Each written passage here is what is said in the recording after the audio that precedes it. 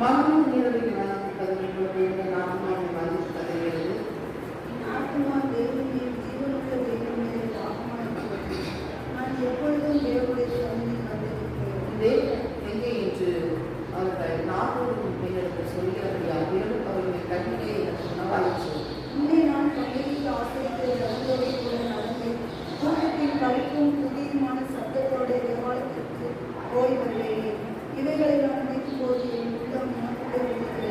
என் ஆத்மாவை நீ கலங்குகிறாய், எனக்கு தேங்குகிறாய். தேவனை காக்கிற சமூகத்து ரட்சிப்பின் நிமித்தம் நான் இன்னும் அவரை விடுவிப்பேன். என் தேவனே, என் ஆத்மா எனக்குள் கலங்குகிறது. ஆவியாய் யோர்தான் தேசத்திலும் எர்மோன் மலைகளிலும் சிறு மலைகளிலும் தோன்றுகிறேன். உமது மதங்களின் இறைச்சலால் ஆபத்தை அனுப்பக்கூடியது இந்த அலையின் பிறகு எல்லாம் என்னை புறந்து வருகிறது. ஆகிலும் கர்த்தர் பகற்காலத்திலே நம் கட்டளையிடுகிறார். நாற்காலத்திலே அவரை பாடும் பாடல் மாறியிருக்கிறது. என் ஜீவனுடைய தேவனை நான் என் தன்மையாக தேவனை நோக்கி ஏன் உங்கள் சத்தத்தினால் ஒடுக்கப்பட்டு நான் ஏன் துக்கத்துடன் தெரிய வேண்டும் என்று சொல்கிறேன். என் தேவன் எங்கே என்று என் சத்துக்கள் நாள்தோறும் என்னை சொல்லி என்னை நிந்திப்பதும் என் எலும்புகளை போட்டிருக்கிறது.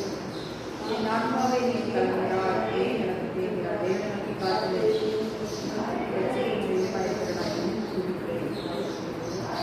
இங்கே இந்த சைத்தம் இந்த போராட்டத்திலுள்ள ராமரை ஒப்பிக்கப்பட்ட மல்கி சேமித்தாவின் சங்கீதத்தை போராட்டத்திற்கு அவர் ஒப்புவித்திருக்கிறார். பாடல்கள் பாடுகிறார். இரண்டாவது வசனத்தில் மாநாடு முழுவதும் வாங்கினை வாஞ்சித்து தகர்க்கிறது என்று சொல்லி நாளும் சொல்கிறது.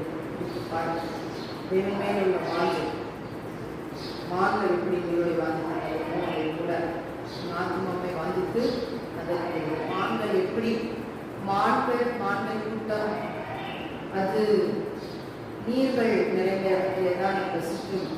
நீர்கள் இல்லாத இடங்களிலே அது வசிக்காது. அப்படி அது அப்படி இருக்குமென்றால் அந்த மான்கள் செய்து இறந்து போயிடும். ஆகவே அது நீரோடு உள்ள இடங்களிலே அங்கே வாஞ்சித்து அந்த இடத்திலே வாசம் பண்ணுகிறதா இருக்கிறது. அதே போல தேவனுடைய பிள்ளைகள் தேவனுடைய சமூகத்திலே வாஞ்சித்து அவரோடு நாம் என்ன செய்ய வேண்டும்? வாசமாக இருக்க வேண்டும்.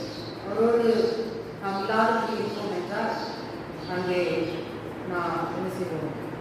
பலவிதமான சிக்கல்களிலும் வேதனைகளிலும் காணப்படுகிறவர்களாய் காணப்படுவோம். ஆகவே தெய்வமோடு நெருங்கிய ஒரு அனுபவம் நமக்குள் வேண்டியதாக இருக்கிறது. மான்கள் நீரோடைக்காக வாஞ்சிக்கிறது என்று சொல்லி இங்கே மான்களை குறித்து தேவனுடைய வாஞ்சைக்கு ஒப்பிட்டு அங்கே உதாரணமாக ஏதாவது நமக்கு சொல்லி சுட்டி காட்டுகிறார். அப்போ ஆத்மா கர்த்தர் மேலே இருந்து வாந்தியா இருக்குது சொல்கிறார். தேவனுடைய உங்களுடைய ஆத்மா தேவன் மேல வாந்தியா இருக்குதா? தேவனுடைய சமூகத்தின் மேல ஆலயத்தின் மேல பசிதாபமா இருக்கிறீர்களா? தேவனை பசிதாபமா இருக்கிறவர்கள் வாக்கியவான்கள் என்று சொல்லி சொல்கிறது. அப்போ நீங்க அவர் மேல பசிதாபமா இருப்பீங்கன்னா நீங்க தான் வாக்கியவான்களாய் இருக்கிற ஜனமாய் இருக்கிறீர்கள். அப்போ தேவன் மேல வாழ்ந்து இருக்கணும், தேவனுடைய ஆலயத்தின் மேல. அப்போ தாவீது சொல்கிறார், என் ஆத்மா தேவன் மேல இருக்கிறது வாஞ்சித்து கதறுகிறது. நாமும் தேவனுடைய சமூகத்திலே நம் வாஞ்சியா இருக்கிறார்கள். நம்மளோட ஆளுகிற பாட்டியை என்ன செய்ய மறித்து போயிருக்கார்கள். அவர்களுடைய வாஞ்சையெல்லாம் ஆலயம் ஆலயம் ஆலயம். மொத்த ஜபம் இருந்தாலும் மதாலா ஓடி வந்துருவாங்க. ஜபம் உண்டா கேட்பாங்க. இந்த மாதிரி வாஞ்சியா இருக்கக்கூடிய ஒரு சகோதரி வயதானாலும் அவருடைய வாஞ்சைக்குள்ள ஆலயத்திலே மிகவும் தாமங்கள் என்பதை பார்க்க முடியும். அவர்கள் கிறிஸ்துவுக்காக அந்த வாழ்ந்த வாழ்க்கை, கத்தருக்காக அந்த கத்தமே இருந்த அந்த தாகத்தை நாம் என்ன செய்தோம்? அனுபவப்பூர்வம் பார்த்துருக்கிறோம். வயதானா கூட அவங்க மேலே தனியாக நடந்து வந்து என்ன செய்கிறாங்க? கத்தரை ஆராதித்தார்கள். ஆலயத்தின் மேலொரு பசிதாகும், தேவன் மேலொரு பசிதாகும், தேவனுடைய சமூகத்தில் எப்பொழுது வந்து நிற்பேன்கிற ஒரு பசிதாகும். தேவனே தேவனுடைய அப்படிப்பட்ட பசிதாகும் இன்றைக்கு உங்களுக்கு இருக்கிறதா? தேவனுடைய சமூகத்தின் மேல் ஆலயத்தின் மேல்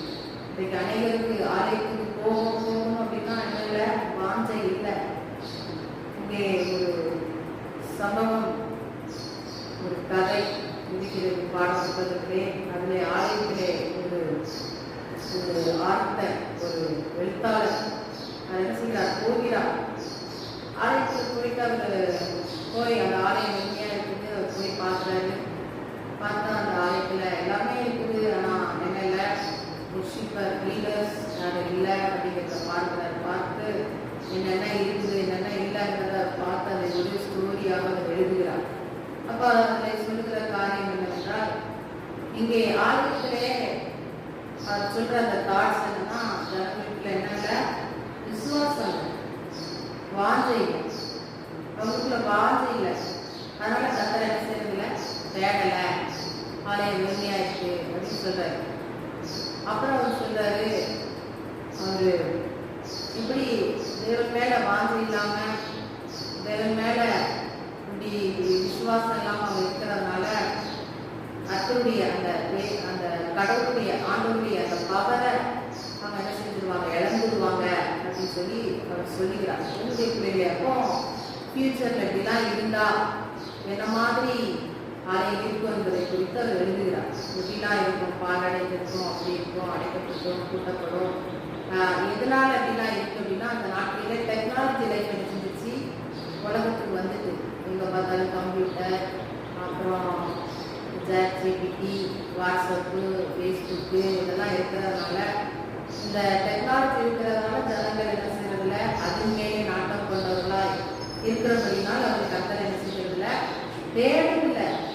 முதலாவது அவங்க சொல்ற விஷயம், கடவுள் மேல என்ன இல்லை, நம்பிக்கை இல்லை, நம்பிக்கையற்றவர்களா இருக்கிறாங்க. எதுல நம்பிக்கையற்றவர்களாய், கடவுள் மேல நம்பிக்கை இல்லை, அவங்க மனசுல நம்பிக்கை இல்லை, ஆலயத்து மேல நம்பிக்கை இல்லை, ஆண்டவர் மேல நம்பிக்கை இல்லை என்பதை பொறுத்து அந்த ஆர்ட்ட அந்த ஸ்டோரியில நினைச்சுக்கிறார், எழுதுகிறார்.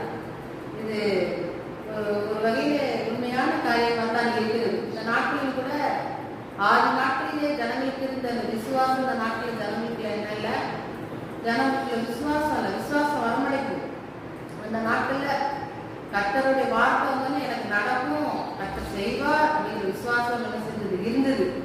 ஆனா இந்த நாட்டில் ஜனங்களுக்கு கர்த்தருடைய வார்த்தையை சொன்னாலும் விசுவாசம் என்ன செய்ய மாட்டேங்குது, வரமடைக்குது. அதெல்லாம் நடக்குமா, அதெல்லாம் கூடுமா, எனக்கு நடக்குமாங்கிற அவிசுவாசத்தினாலே அநேகருடைய இருதயங்கள் செய்திருக்கிறது, நிரப்பப்பட்டிருக்கிறது. அப்போ விசுவாசத்திலே குறைவுள்ள ஜனங்களா இந்த நாட்டில் மக்கள் காணப்படுகிறார்கள். அப்போ விசுவாசத்திலே நாம் நிறைவுள்ளவர்களாய் இருக்கும் போதுதான் கர்த்தர் மேல தேடணுங்கிற வாஞ்சை வரும். கர்த்தருடைய ஆலயத்துக்கு பசிதான் இருக்கும். இன்னைக்கு உலகத்தின் மேல இன்னைக்கு என்ன இருக்குது, பசிதான் இருக்குது. உலக ஆசை வாசம் மற்ற எல்லா காரியத்திலும், ஆனா ஆண்டோடைய ஆலயம் ஆண்டோடைய சமூகம்னா என்ன இல்லை, விசுவாசம் இல்லை, வாஞ்சை இல்லை. அப்படியாக மக்கள் இருக்கிறாங்க, தேவனுடைய பிள்ளைகளே. அப்போ இதுல தாவீது வாஞ்சை குறித்து வேதம் சொல்லப்பட்டிருக்கிறது. மான்கள் எப்படி நீருக்கு கதறுமோ அதே போல நாட்டுமா உண்மை வாஞ்சிட்டு கதறுகிறது. தாகத்துல ஒரு மனுஷன் வெயில் அழைச்சிட்டு இருந்து அவன் தாகத்துல வந்தான்னா அந்த தண்ணிக்காக அவன் என்ன செய்வான், ஏங்கி தவிப்பான், ஏங்குவான். அதே போல அந்த தண்ணீருக்காக எப்படி தவிக்கிறார்கள், அதே போல நான் உண்மை பார்ப்பதிலும் உம்மோடு இருப்பதிலும் நான் நினைச்சுகிறேன், வாந்தியா ஏங்கி தவிக்கிறேன் என்று அவன் வாஞ்சையை வெளிப்படுத்துகிறார். தேவர்களே, எங்களுடைய வாஞ்சை எப்படியா இருக்கிறது? அப்படிப்பட்ட வாஞ்சை உங்களுக்கு இருக்கிறதா?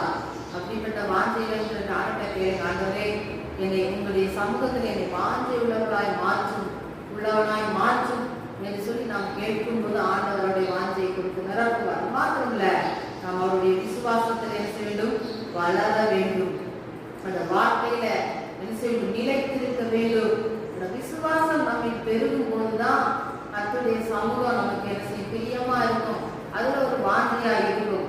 அப்படிப்பட்ட வாஞ்சை உங்களுக்கு உண்டாவதாக. அது மாத்திரமில்ல, சொல்லுகிற காரியம் 19வது வசனம், என் ஆத்மாவை நீயே கலங்குகிறார், ஏன் எனக்குள் தீங்குகிறார். தேவனை நோக்கி காத்து என் முகத்துக்கு ரட்சிப்பும் என் ரட்சிப்புமா இருக்கிறவரை நான் இன்னும் துதிப்பேன் என்று சொல்லி சொல்கிறார். ஆத்மாவை குறித்து ஆத்மாவோடு என்ன செய்கிறான், பேசுகிறான். நீ ஏன் கலக்க, ஏன் பிரிச்சுக்கிட்டு இருக்க, தேவனை நோக்கி காத்துது. ஏன் அப்படி பேசுனா அவனுக்கு பலவிதமான போராட்டம், நெருக்கம், கலக்கம் பலவிதமான சூழ்நிலை, அதன் வழியாக அவன் என்ன செய்கிறான்? கடந்து செல்கிறான். கடந்து செல்லும்போது அவனுக்குள்ள என்ன வருகிறது? கலக்கம் வருகிறது. கலக்கம் வரும்போது அவனை தேற்றுவதற்கு யாரும் இல்லை. அவனே தனக்கு தானே என்ன செய்கிறான்? தேற்றிக் கொள்கிறான். ஆத்மாவை பார்த்து பேசுகிறான், நீ ஏன் கலக்குகிறாய், ஏன் எனக்கு இயங்குகிறாய் என்று சொல்லி அவன் கேட்கிறான். இன்றைக்கு உங்களுடைய ஆத்மா கலங்கி போய் இருக்கிறதா, இணங்கி போய் இருக்கிறதா? தேவனை நோக்கி என்ன செய்யுங்க? காத்துங்க. அவருடைய சமூகத்திலிருந்து அவங்களுக்கு என்ன உண்டாகும்? ரட்சிப்பு உண்டாகும், விடுதலை உண்டாகும் என்று சொல்லி இங்கே தாவீது சொல்கிறார். இன்றைக்கு கலக்கம், எதை குறித்தாலும் கலக்கம், பிரச்சனையை குறித்து கலக்கம், போராட்டத்தை குறித்து கலக்கம், நிறைய விஷயத்தை குறித்து ஜனங்களுக்கு என்னுடைய கலக்கம் உண்டாகிறது. ஆகவே நீங்கள் கலங்காதபடி, இயங்காதபடி கர்த்தரை நோக்கி என்ன செய்ய வேண்டும்? ஆற்றிருக்க வேண்டும். தாவீது தனக்குத்தானே தன்னை செய்கிறான், திடப்படுத்திக் கொள்கிறான். இன்றைக்கு உங்களை நீங்களே கர்த்தருக்குள் திடப்படுத்துகிற அனுபவம் இருக்கிறது. அது என்னுடைய இன்றைக்கு நம்ம நினைக்கிறோம், என்னை யாராவது உற்சாகப்படுத்தணும், யாராவது என்னை எழுப்பி விடணும், யாராவது என்னை புஷ் பண்ணி விடணும் அப்படின்னு சொல்லி நம்ம நினைக்கிறோம். தேவனுடைய பிள்ளைகளே, அப்படிப்பட்ட அனுபவம் இல்லை. குழந்தையா இருக்கும்போது குழந்தைகளை பார்த்து நம்ம என்ன சொல்லுவோம்? இன்னைக்கு பல் விளக்கியா, குளிச்சியா, பாடத்தை எடுத்து படி, ஜோமன் அப்படின்னு நினைச்சுவாங்க பெற்றோர்கள் சொல்லுவாங்க. ஏன்னா அவங்க குழந்தை பருவம், அவங்களுக்கு ஒருத்தவங்க சொன்னாதான் அவங்க செய்வாங்க. அப்படிப்பட்ட ஒரு சூழ்நிலை. அப்போ அவங்க வளர்ந்து பெரியவர்கள் ஆன பிறகு சிறு வயதிலே அவர்கள் ஏற்கனவே பெற்றோர்களுக்கு கற்றிருக்கிறார்கள். அதை ஆட்டோமேட்டிக்காக அவங்க என்ன செய்வாங்க. இன்றைக்கு நாமும் பல வருஷமா தேவனுடைய பிள்ளைகளா இருந்தாலும் இன்னும் குழந்தையை போன்ற ஒரு அனுபவம் நம்முடைய வாழ்க்கையில் என்ன செய்கிறது? இருக்கிறது. குழந்தையை போல யாராவது நம்மளை தண்ணி விட மாட்டாங்களா, புஷ் பண்ணி விட மாட்டாங்களா என்று சொல்லி ஏங்குறோம். அப்படிப்பட்ட அனுபவம் அல்ல. நம்மை நாமே திடப்படுத்திக் கொள்ள வேண்டும், நம்ம நாமே ஆயத்தப்படுத்திக் கொள்ள வேண்டும். அப்படி இருந்து கர்த்தருக்குள்ளாக நாம் காத்திருக்கும் போது நிச்சயமாகவே ஆண்டவர் நமக்கு நிரந்தரமான உயர்வை ஆசீர்வாதத்தை தருகிற தேவனாக இருக்கிறார். அவரை நாம் என்ன செய்ய முடியும்? துதிக்க முடியும், பார்க்க முடியும். அவை அப்படிப்பட்ட அனுபவத்துக்குள்ளே நாம் கடந்து வர வேண்டும். ஆக எதையும் குறித்து கலங்காதபடி, எதிர்காலத்தை குறித்து பயம், அப்படிப்பட்ட கடற்காரர்களை குறித்து பயம், மரண பயம், வியாதி குறித்த பயம், இதில் நீங்கள் கலங்காதபடி தைரியமா இருந்து நீங்க என்ன செய்யணும்? சத்துருவை ஜெயிக்கணும், போராட்டத்தை ஜெயிக்கணும், அலைய தாண்டணும். அப்போ கலங்காதபடி அவருக்கு நீங்கள் இருக்க வேண்டும். ஆகவே நீங்கள் கர்த்தருக்குள் நீங்கள் நிலைத்திருக்க வேண்டும். கிறிஸ்துவுக்குள் ஒவ்வொரு நாளும் நடக்கிற அனுபவம் உள்ளவர்களாக இருக்க வேண்டும். ஆகவே நீங்கள் கிறிஸ்துவுக்குள் நடங்கள், வளருங்கள், தேவனை சரியா செய்ய தேடுங்க, ஒருநாள வாங்கியா இருங்க. இந்த உலகம் ஒரு நாள் என்ன செய்ய போகுது? அழிய போகுது. அப்போ ஆண்டவர் ஒரு நாள் வரப்போகிறார். அதை சந்திப்பதற்கு நம்ம என்ன செய்யணும்? ஆயத்தமா இருக்கணும். அப்போ நேற்றைய பார்த்தது என்று பார்க்க முடியல. நம்மளோட ஆராதித்த அந்த பாட்டி இன்றைக்கு என்ன செய்யறது? இல்லை, இன்னைக்கு இருந்திருந்தா வாழ்ந்து நினைச்சிருப்பாங்க, வந்திருப்பாங்க, மதால வரணும் விரும்புவாங்க, விரும்பக்கூடியவங்களே அவ்வளவுதான். அப்படி விரும்பின ஒரு பாட்டி இந்த நாட்டிலே பரலோக ராஜ்யத்திலே ஆண்டவரோடு நிரந்தரமா இருக்க கடந்து சென்று விட்டார்கள். அன்போடு ஆண்டவர் அவர்களை அழைத்து விட்டார். ஆகவே நாம் அப்படிப்பட்ட ஒரு வாஞ்சி உள்ளவர்களாக நம்ம செய்யும் இந்த நாட்களிலே காணப்பட வேண்டும். ஆகவே அப்படிப்பட்ட வாஞ்சி உண்டாவதாக கர்த்தர் என்று வாசிகள் 2 வசனம் வாசிக்கிறோம். ஆதியாகமம் 28ஆம் அதிகாரம் 15ஆம் வசனத்தையும், ஆதியாகமம் 28ஆம் அதிகாரம் 15ஆம் வசனம் மற்றும்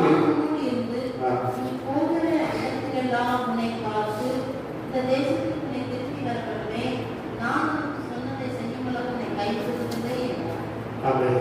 நீதிமொழிகள் 28ஆம் அதிகாரம் 25ஆம் வசனத்தை வாசிக்கிறோம். நீதிமொழிகள் 28:20.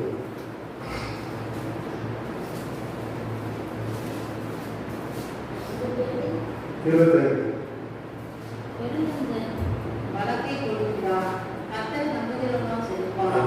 ஆதியாகமம் 28:15 3 தடவை நாம் வாசிப்போம். ஆதியாகமம் 28ஆம் அதிகாரம் 15ஆம் வசனத்தை 3 தடவை நாம் வாசிப்போம். நான் உன்னோடு நீ போகிற இடமெல்லாம் உன்னை காத்து உன்னை தேசத்துக்கு திரும்பி வரப்படுகிறேன். நான் உனக்கு சொன்னதை செய்யும் அளவு உன்னை கைவிடுவேன். நான் உன்னோடு நீ போகிற இடமெல்லாம் உன்னை காத்து தேசத்துக்கு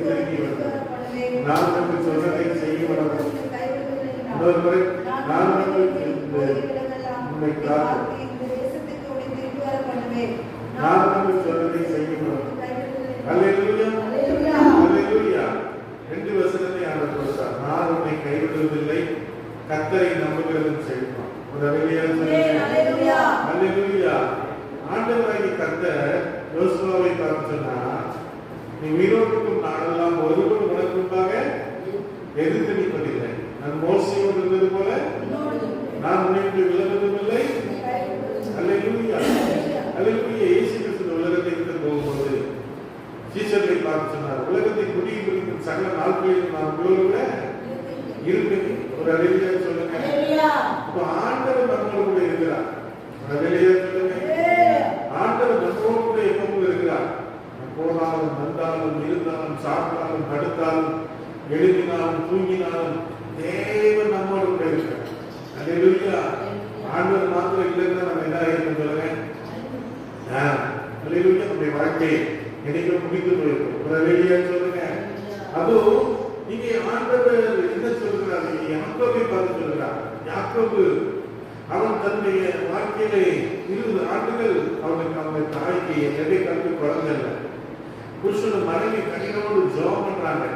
ஜெபம் ஊக்கமான ஜெபம் பண்ணுறாங்க. ஒரு நாள் கர்த்தர் அவருக்கு 2 பிள்ளையை கொடுத்தாரு. அல்லேலூயா சொல்லுங்க. சொல்லுங்க என்ன? அல்லேலூயா. எத்தனை பிள்ளை கொடுத்தாரு? 2 பிள்ளையை கொடுத்தாரு. அப்போ இப்பெல்லாம் பிள்ளை வயிற்றுல விட்டானா நம்ம எங்க போவோம்? ஆஸ்பத்திரிக்கு போய் ஸ்கேன் எடுக்கிறது, செக் பண்றதெல்லாம் பார்ப்போம். அவன் என்ன செய்யறா? கர்த்தரிடத்திலே விசாரித்தார். ஒரு அல்லேலூயா சொல்லுங்க. ஒரு அல்லேலூயா சொல்லுங்க. வாசிங்கள் ஆதியாகமத்தின் புஸ்தகம்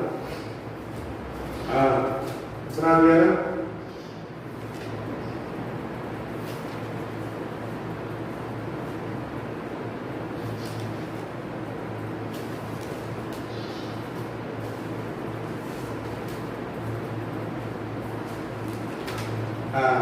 அதுல 25 முடியாது. 21 வாசிக்க பாருங்க. மலடியா இருந்த தன் மனைவிக்காக ஈசாக்கு கர்த்தரை நோக்கி வேண்டுதல் செய்தான். கர்த்தர் அவன் வேண்டுதலை கேட்டருளினார். அவன் மனைவி ரெபெக்காள் கர்ப்பம் தரித்தாள். ஆமென். குழந்தை இல்லாமல் இருந்த அந்த மனைவிக்காக கர்த்தரை நோக்கி வேண்டுதல் செய்தான். ஒரு அல்லேலூயா சொல்லுங்க. ஈசாக்கு எப்படிப்பட்டவன் சொல்லுங்க? ஜெபிக்கிற மனுஷன். ஒரு எப்படிப்பட்ட மனுஷன்?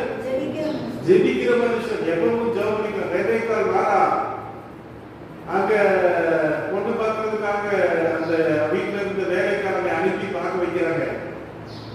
ஆனா ரெபெக்காள் வரும்போது தேவன் சொல்றது ஈசாக்கு ஜெபம் பண்ணி கொண்டிருந்தான். ஒரு அல்லேலூயா சொல்லுங்க. அல்லேலூயா. அல்லேலூயா. அல்லேலூயா. அப்போ தேவ பிள்ளைகளே ஜெபிக்கிற மனுஷனாய் காணப்பட்டான். ஒரு அல்லேலூயா சொல்லுங்க. அப்போ ஜெபிக்கிற மனுஷனுடைய வாழ்க்கையில எல்லாம் வெற்றியா முடியும். ஒரு அல்லேலூயா சொல்லுங்க. ஜெபிக்கிற மனுஷர்கள் என்ன செய்வாங்க? ஜெயம் பெறுவாங்க. அவர் வெற்றி பெறுவார்கள். வாழ்க்கையில உன்னதமான நிலைமைக்கு. வாசிக்க 22ஆம் வசனத்தை வாசிக்க. பிள்ளைகள் ஒன்றோடு ஒன்று மோதிக்கொண்டிருந்தன. அப்பொழுது அவள் இப்படியானால் எனக்கு எப்படியோ என்று சொல்லி கர்த்தரிடத்தில் விசாரிக்கும்படி. ஆமென். மாசம் ஆக அந்த பிள்ளைகள் அந்த வயிற்றுல ஊறுறது, இது பண்றது எல்லாத்தையும் அந்த தாய்க்கு என்ன செய்யும்? தெரியும்.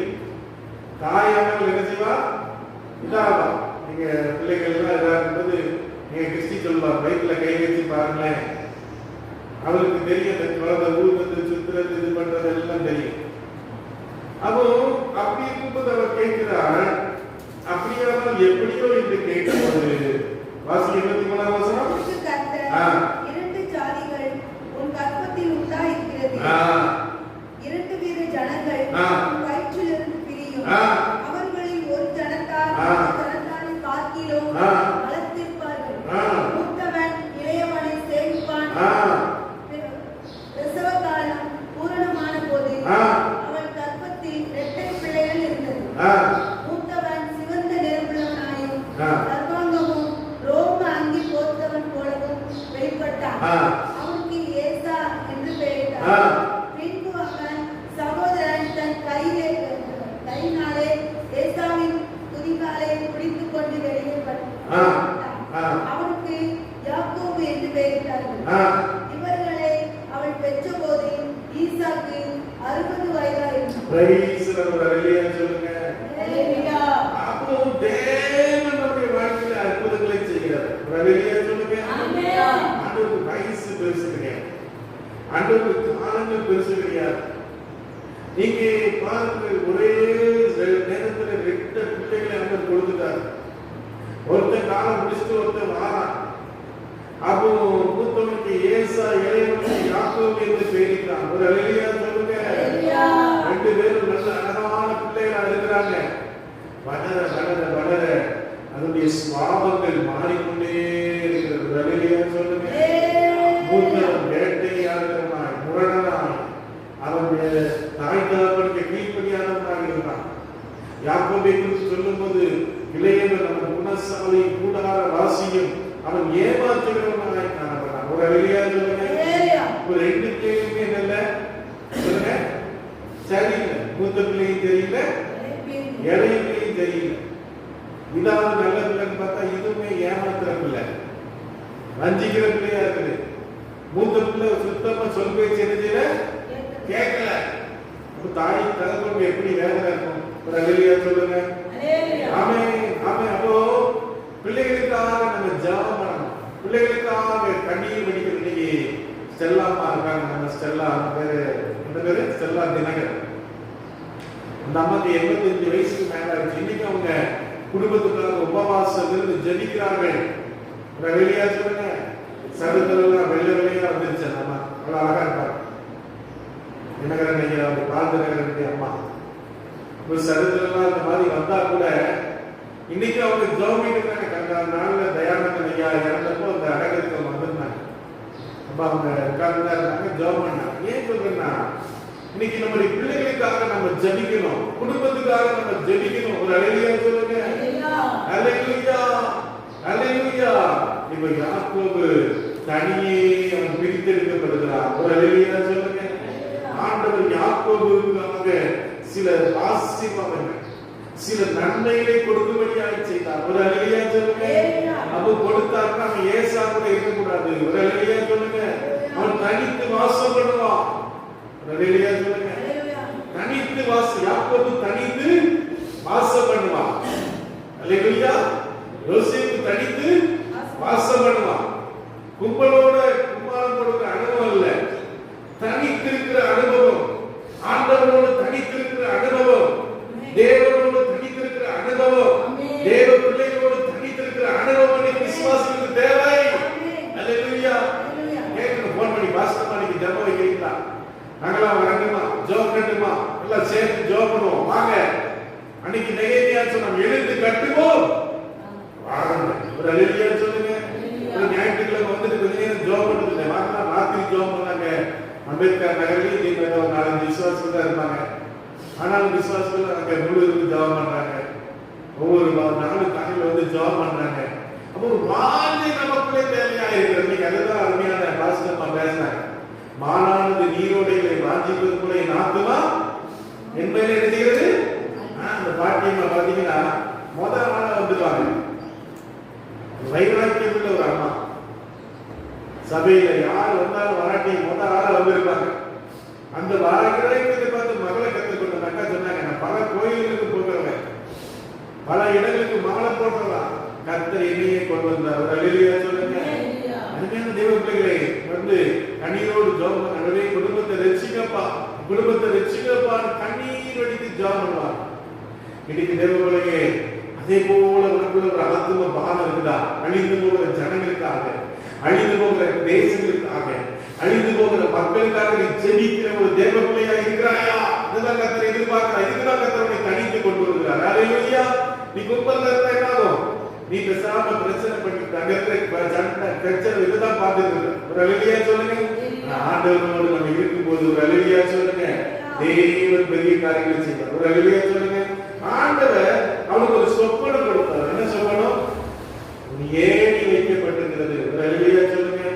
ஒரு பெரிய ஏணி, அதிலே நின்று கர்த்தர் சொன்னார், ஏய் யாக்கோபே, நீ படுத்திருக்கிற பூமியை உனக்கும் உன் சந்ததிக்கும் கொடுப்பேன். ஒரு ஹalleluya சொல்லுங்க. இவன் எங்க படுத்திருந்தான்? ஒரு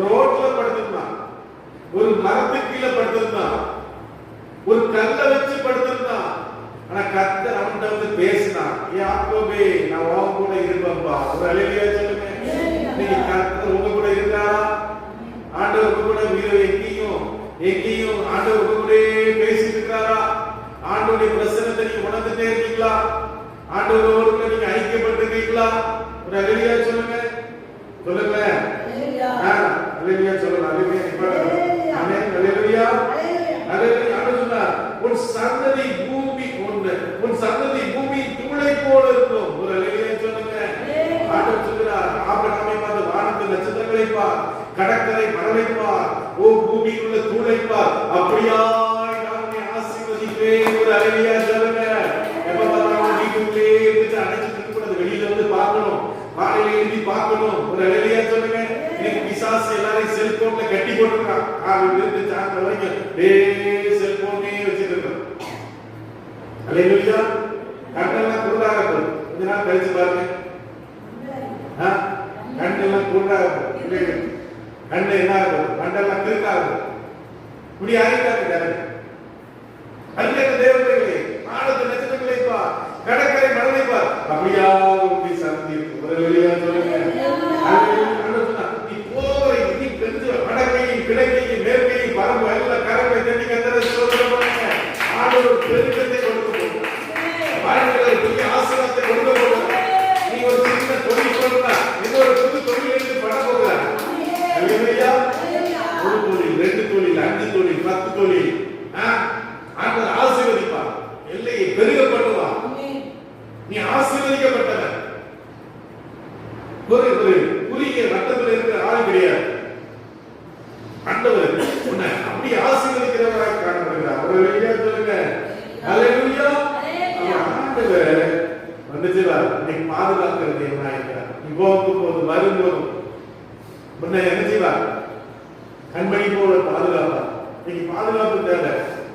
ரோட்ல போறாங்க, வண்டியில போறாங்க, வெளியில வரும்போது எங்கேயாவது ஆக்சிடென்ட் ஆயிருக்கு, கை கால் உடைஞ்சு போயிருக்கு, வேதனை கண்ணீர். தேவனுடைய பாதுகாப்பு நம்ம இருக்கணும். ஒரு வெளியா சொல்லுங்க. அல்லேலூயா. அல்லேலூயா. ஆதியாகமம் 26, 24 வாசிக்கலாம். இன்னைக்கு கொஞ்சம் சீக்கிரமா சர்ச்சை முடிச்சிருவோம். ஆதியாகமம் 26, 24 வாசிக்கலாம். அன்று ராத்திரியிலே கர்த்தர் அவனுக்கு தரிசனமாகி, பயப்படாதே, நான் உன்னோடு கூட இருந்து என் ஊழியக்காரனாகிய ஆபிரகாமை நிமித்தம் உன்னை ஆசீர்வதித்து சந்ததியை பெருகப்படுவேன். ஈசாக்கு எங்கே? அமெரிக்கருடைய தேசத்தில் இருக்கிறார். அமெரிக்க ராஜா பொண்டாட்டியை கூட இவங்களை தூக்கிட்டான். ஆனா கூட கர்த்தர் சில அற்புதங்கள் எல்லாம் செய்து ரெபெக்காவை பத்திரமா கொண்டு வந்துட்டார். இருந்தாலும் அந்த தேசத்துல பயந்துட்டு இருக்கிறான். ஐயோ, எனக்கு எதிரிகள் நிறைய இருக்கிறாங்களே, என்ன பண்றதுன்னு சொல்லும்போது ஆண்டவர் சொன்னார், உன் தகப்பனாகிய ஆபிரகாமின் தேவன், பயப்படாதே, நான் உன்னோடு இருந்து உன் ஊழியக்காரனாகிய ஆபிரகாம் நிமித்தம் உன்னை ஆசீர்வதிக்கும் சந்ததியை பெருக பண்ணேன். ஒரு அல்லேலூயா சொல்லுங்க. உங்கள் நிமித்தமாக, உடைய ஊழியக்காரர் நிமித்தமாக, நம்முடைய தகப்பனாகிய ஆபிரகாம், ஈசாக்கு, யாக்கோபு, இயேசு கிறிஸ்துவின் நிமித்தமாக தேவன் உங்களை என்னை ஆசீர்வதிப்பார். ஒரு அல்லேலூயா சொல்லுங்க. அன்னை பெருக பண்ணுவா. சொல்லுங்க. அல்லேலூயா சொல்லுங்க. அல்லேலூயா சொன்னாதான் ஓடலன்னா பசங்க நிறுத்திடும். அல்லேலூயா சொல்லுங்க. சொன்னாதான் பசங்க போயிடும். அப்ப வாசிங்க. ஆதியாகமம் 30, உபாகமம் 31, 6 வாசிங்க பார்க்கலாம். உபாகமம் 31 6 வாசிங்க. உபாகமம் 31, 6. நீங்கள் பலம் கொண்டு ஜனமனதாய் இருங்கள், அவர்களுக்கு பயப்படவும் திகைக்கவும் வேண்டாம். தேவனாகிய கர்த்தர் தாமே உங்களோடு கூட வருகிறார். அவர் உன்னை விட்டு விலகுவதும் இல்லை, உன்னை கைவிடுவதும் இல்லை. நீங்கள் எப்படி இருக்கணும்? பலம் கொண்டு. பலம் எப்போ வரும்? பலம் எப்போ வரும்? சொல்லுங்க. சொல்லுங்க. சொல்லுங்க. சொல்லுங்க. தப்பா வேண்டாம் சொல்லுங்க. ஜெபம் பண்ணாங்க. ஆண்டவர் காத்திருக்க சொன்னாங்க. டீச்சரை பார்த்து பரிசுத்த ஆவியிலே வரும்போது நீங்கள் என்ன செய்வீர்கள்? காத்திருக்கணும். ஆண்டவருடைய சமூகத்தில் காத்திருக்கணும். மரியாதை கூட காத்திருக்கணும். கண்டி மரியாதை என்ன பண்ணா? ஆண்டவருடைய சமூகத்துக்கு ஒரு தூதன் வரலாம். கிருபை பெற்றவனே வாழ்க்கை கர்த்தர் நெத்தியில எழுதி ஒட்டிட்டாரா? கிருபை பெற்றவனே ஒரு கொடி மாதிரி வச்சிருந்தாரா? என்ன பண்ணா? ஜாமிக்கு அவாட்டுக்கு ஜாமிக்கு ஆண்டவருடைய சமூகத்துல காத்திருந்த போது இயேசு கிறிஸ்து வயிற்றுல பிறந்தார். ஒரு அல்லேலூயா சொல்லுங்க. அல்லேலூயா. அல்லேலூயா. உன்னோடு வருகிறவர், அவர் உன்னை விட்டு விலகுவதில்லை. வாசிங்க. எரேமியா 1:19. எரேமியா 1:19 வாசனம் வாசிங்க பார்க்கலாம். எரேமியா 1:19, சங்கீதம் 125 வாசிங்க. அவர்கள் உனக்கு விரோதமாக திட்டம் பண்ணுவார்கள், ஆனாலும் உன்னை மேற்கொள்ள மாட்டார்கள். உன்னை ரட்சிக்கும்படிக்கு நான் உன்னுடனே இருக்கிறேன் என்று ஹalleluya. உனக்கு விரோதமாய் பிசாசு வருவான், உனக்கு விரோதமாய் செய்ய வைப்பான், உனக்கு விரோதமா மந்திரத்தை ஏறி விடுவான், உனக்கு விரோதமா எல்லாம் பண்ணுவான். ஆனாலும் நான் உன்னோடு கூட இருக்கிறேன்.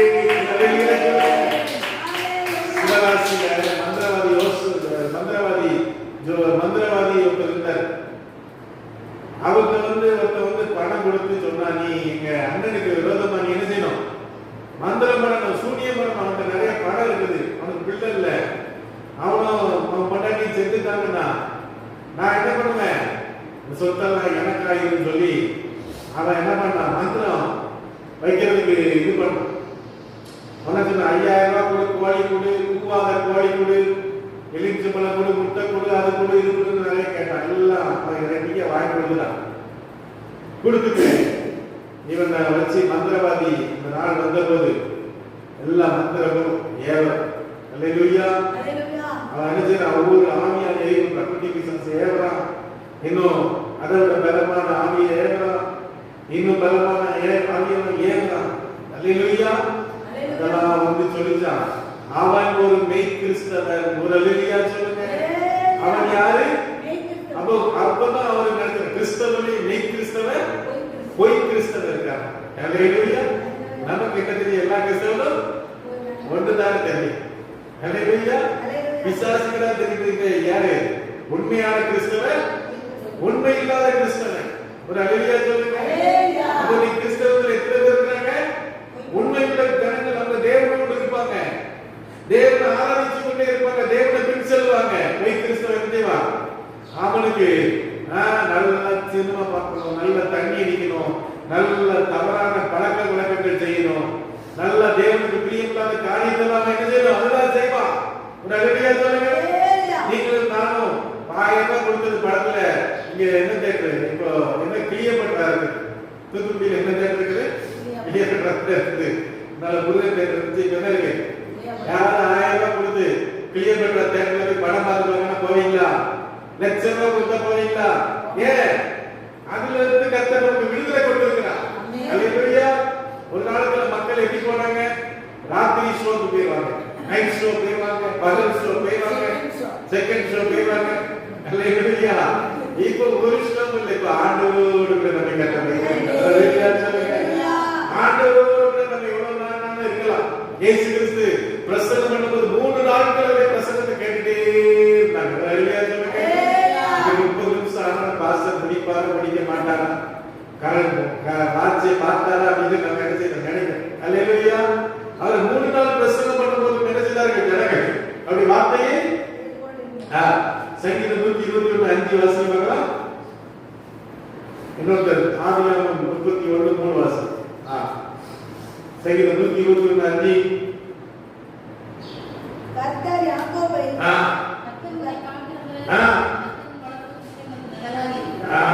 ஒரு அல்லேலூயா சொல்லுங்க. கர்த்தர் யாரு? உன்னை காக்கிற. ஒரு அல்லேலூயா சொல்லுங்க. கர்த்தர் காக்கிறதுனால தான் நம்ம அப்படி இருக்கோம். சொல்லுங்க. உயிரோடு இருக்கிறோம். ஆண்டவர் கர்த்தர் நகரத்தை காவலாயில் வைத்திருக்கிறது. நம்ம இந்தியாவில் நல்ல நம்ம இப்படி சுதந்திரமா பஸ்ல போறோம், வாரோம், பத்திரமா இருக்குன்னா காரணம் என்ன? ஆண்டவர். அப்புறம் நம்ம ராணுவம் என்ன பண்ணுது, நம்ம எல்லை பகுதிகளெல்லாம் வச்சிருக்கிறாங்க. கொண்டாட்டி பிள்ளைகள் எல்லாம் மறந்து ராத்திரி பகல்னு பாராம நம்ம தேசத்தை என்ன பாதுகாக்கிறாங்க. அவங்க பாதுகாக்கிறதா நம்ம தேசத்துல யார் வந்துருவா? கடந்த வாரத்துல என்ன ஊர் அது என்ன, அந்த காஷ்மீர்ல ஒரு இடம், ஏதோ ஒரு இடத்துல பூஜா, ஏதோ ஒரு இடத்துல என்ன பண்ணா திடீர்னு தீவிரவாதிகள் வந்து டூரிஸ்ட் போன மக்கள் கிட்டத்தட்ட எத்தனை பேர், 30-40 பேர் என்ன பண்ணான், குருவி சுடுறது மாதிரி சுட்டு கொண்டுட்டான். அல்லேலூயா. தீவிரவாதிக்கு என்ன கிடையாது, ஜாதி கிடையாது, மதம் கிடையாது, அவங்க ஒண்ணும் கிடையாது. நம்மளுடைய நோக்கம் என்ன, ஏதாவது கொலை பண்ணணும், ஏதாவது அழிக்கணும், இதுதான் நம்முடைய நோக்கம். அல்லேலூயா. அப்போ இன்னைக்கு நம்ம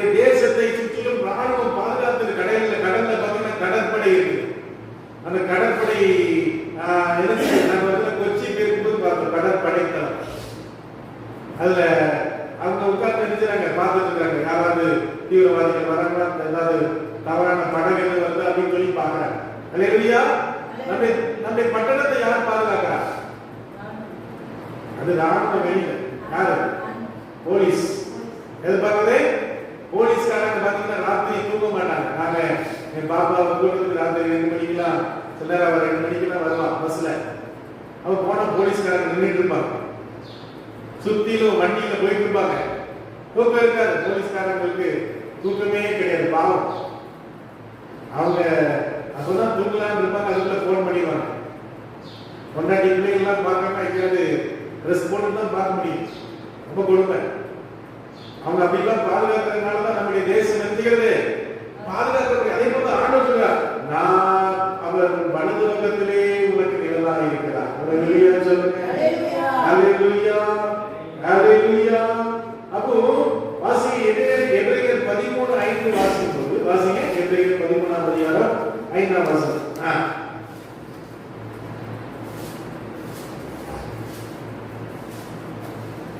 முதலாளர்கள் 8:57. நீங்கள் பணாசை இல்லாதவர்களாய் நடந்து உங்களுக்கு இருக்கிறவர்கள் போதும் என்று எண்ணுங்கள். நான் உன்னை விட்டு விலகுவதும் இல்லை, உன்னை கைவிடுவதும் இல்லை என்று சொல்லி. ஆமென். அது பேசுறது பணாசை எல்லா தீமைக்கும் இருக்கிறது. பணம் நமக்கு தேவைதான். அந்த பணத்து மேல நமக்கு என்ன இருக்கக்கூடாது? வெளியே இருக்கக்கூடாது. கத்தருக்கு ஒரு 10ல ஒண்ணு நம்ம எடுத்து வச்சிருக்கோம். 100 ரூபாய் ஆண்டவர் தரான்னா அது 10 ரூபாய் ஆண்டவருக்குள்ளது. அல்லேலூயா.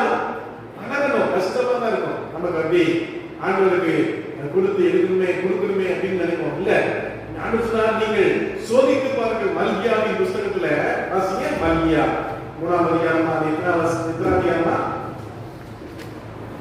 கடைசி புத்தகம். மல்கியா வந்து பழைய பாட்டுல கடைசி அதிகாரம் 3:10 நினைக்கிறேன். 3ஆம் அதிகாரம் 10வது வாசிமா. வாசிங்க. மல்கியா 3:10 பக்கம் 1026.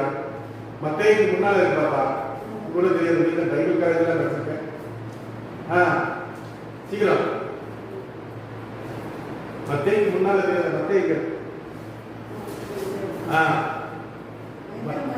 3:10. என் ஆலயத்தில் ஆகாரம் உண்டாயிருக்கும்படி தசம பாகங்களை எல்லாம் பண்டகசாலையிலே கொண்டு வாருங்கள். அப்பொழுது நான் வானத்தின் கலகடிகளை திறந்து இடமில்லாமல் போகும் மட்டும் உங்கள் மேல் ஆசீர்வாதத்தை வர்ஷிக்க மாட்டேன் என்று, அதனால் என்னை சோதித்து பாருங்கள் என்று சேனைகளின் கர்த்தர் சொல்லுகிறார். ஹல்லேலூயா. தசம பாகம் நம்ம யாருக்கு கொடுக்கணுமா? ஆண்டவருடைய சார். ஹல்லேலூயா. 10ல 1. அதுக்கு மேல நம்ம எவ்வளவு கொடுக்கலாம்? கோல்கேட் நம்ம பல்வழக்கல கோல்கேட். பாருங்க, ஆரம்பத்தில் அவனுக்கு ஒரு சின்ன பிசினஸ் தான் இருந்துச்சு. அவன் அந்த இதுல இருக்கும்போது ஆண்டவரை ஏற்றுக்கொண்டார். ஆண்டவரை ஏற்றுக்கொண்ட போது அவர் 10ல 1 கொடுத்தார். சும்மா அப்படி பல்கொடிதான், பல்கல் பசை கொஞ்சம் அப்படி ஒரு இதுலயா இருக்கும், அப்படிதான் கொடுத்தாங்க. அதுலயே அவர் கத்தருக்கு கொடுக்க ஆரம்பிச்சார். கத்தர் ஆசீர்வதித்தார். இன்னைக்கு கோல்கேட் இல்லாத இடமே கிடையாது. இந்த வெளியே சொல்லுங்க, இன்னைக்கு 10ல 9 பங்கு கத்தர் இருக்கிறார். வெளியே சொல்லுங்க, அந்த அளவுக்கு அவருக்கு லாபம், அந்த அளவுக்கு அவருக்கு ஆசீர்வாதம். வெளியே சொல்லுங்க, இன்னைக்கு அநேக தேவ பிள்ளைகள் நம்ம என்ன செய்யணும்? நமக்கு உண்மை தேவைகள் இன்னைக்கு எவ்வளவு கோடி பணம் கொடுத்தாலும் இன்னைக்கு நமக்கு என்ன செய்யாது? காணாது. தேவை அவ்வளவு தேவை இருக்கு, அவ்வளவு தேவைகள் இருக்குது, அவ்வளவு காரியங்கள் இருக்குது.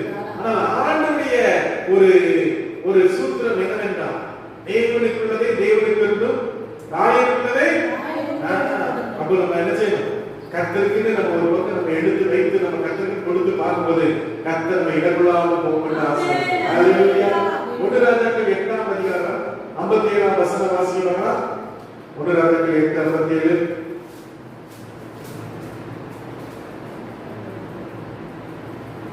நம்முடைய தேவனாகிய கர்த்தர் நம்மை கைவிடாமலும் நம்மை நெகிழ விடாமலும் அவர் நம்முடைய பிதாக்களோடு இருந்தது போல நம்மோடும் இருந்து நாம் அவருடைய வழிகளில் எல்லாம் நடத்துவதற்கும் அவர் நம்முடைய பிதாக்கள் ம். அவருடைய கற்பனைகளையும் ம். அவருடைய கட்டளைகளையும் அவருடைய நியாயங்களையும் ம். கைக்கொள்கிறதற்கோ நம்முடைய இருதயத்தை தம்மிடத்தில் சாயப்படுவாராக.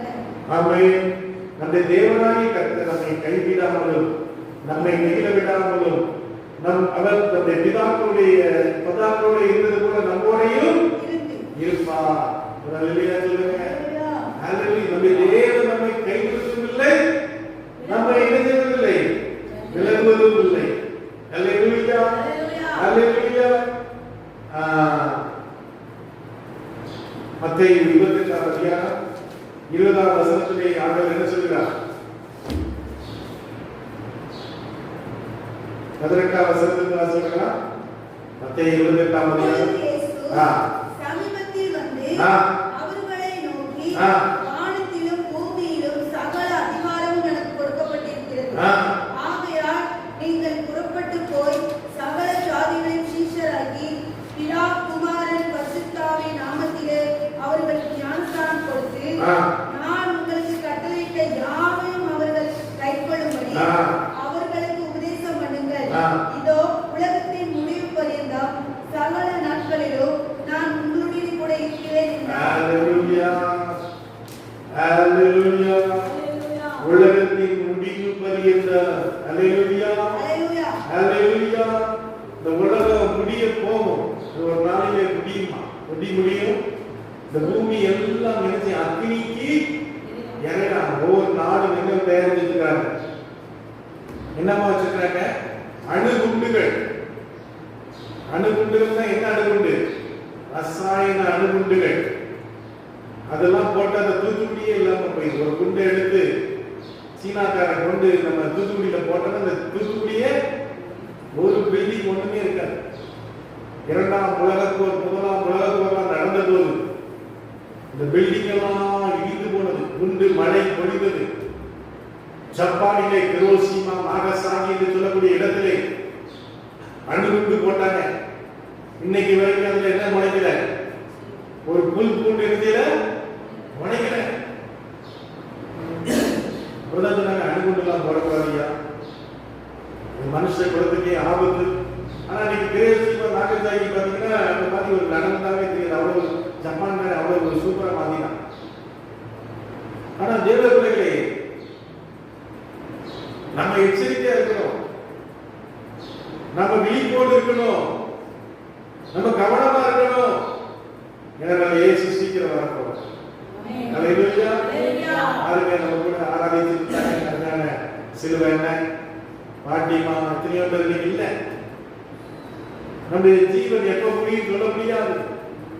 எப்போ நமக்கு மரணம் வரும் சொல்ல முடியாது. எப்போ நான் பகவத்ராஜ்யத்துக்கு எடுத்துக்கொள்ளப்படுவோம் என்று சொல்ல முடியாது. நம்ம ஆயத்தமாகணும். அல்லேலூயா. ஆயத்தமாகணும். சிலரை ஆயத்தமாக்கணும்.